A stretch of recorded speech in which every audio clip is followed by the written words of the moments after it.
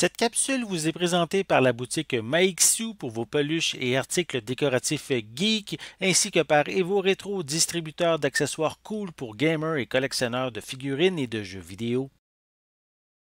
Bonjour, Gilles ici pour Ciné Techno. Je vous parle du film Gunda. Le film de Viktor Kossakovsky est distribué par Entracte Film, sorti en salle le 23 avril 2021. La vie au jour le jour d'une truie et de ses porcelets dans une petite ferme paisible est racontée dans ce film. Mon résumé de l'histoire peut sembler assez bref, mais c'est vraiment qu'il n'y a pas grand-chose à rajouter. Gunda est un essai expérimental davantage qu'un documentaire. Il met en vedette des animaux d'une ferme, des cochons, des poules, des vaches, et leur laisse simplement l'entièreté du récit. La caméra filme donc les bêtes, sans narration, sans apparition d'êtres humains, sans musique, et le tout dans un noir et blanc saisissant. L'effet a de quoi surprendre donc, surtout si on ne sait pas à quoi s'attendre. On commence par chercher où tout ça s'en va avant de vite se rendre compte qu'il n'y a simplement pas d'histoire à proprement parler. Détendez-vous, gardez votre esprit ouvert et passez donc 1 heure et demie en compagnie de créatures domestiques.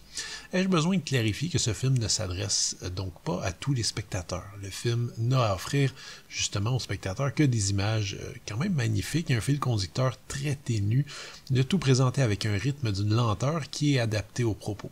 Pour beaucoup, ce sera pas assez, ce sera peut-être trop exigeant et je peux pas leur en vouloir. En ce qui me concerne, j'ai quand même trouvé le visionnement de Gunda très intéressant, mais je dois dire que le monde animalier me fascine à la base. La mise en scène est vraiment superbe, la maîtrise des éclairages m'a beaucoup impressionné, particulièrement les scènes qui se déroulent dans une grange et desquelles le gris semble avoir été évacué au profit d'un noir et blanc assez rugueux. Le tournage s'est échelonné sur différents pays, mais à regarder le film, on ne remet jamais en question une seconde que tout semble se dérouler dans le même petit coin de région, malgré une temporalité indéfinie.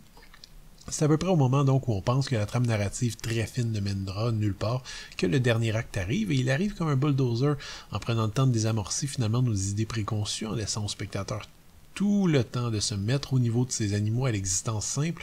Le réalisateur permet de poser les bases de sa conclusion, qui est filmée avec une implacable distance et que j'ai trouvé assez triste, ma foi.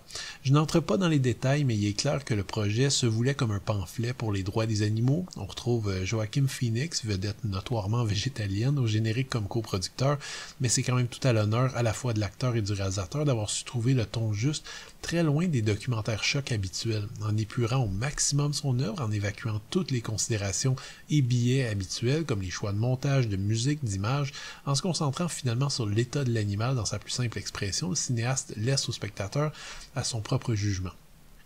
Il est bien connu que tenter de convaincre quelqu'un sur une position avec laquelle il n'est pas d'accord a bien souvent comme conséquence de le braquer dans ses convictions.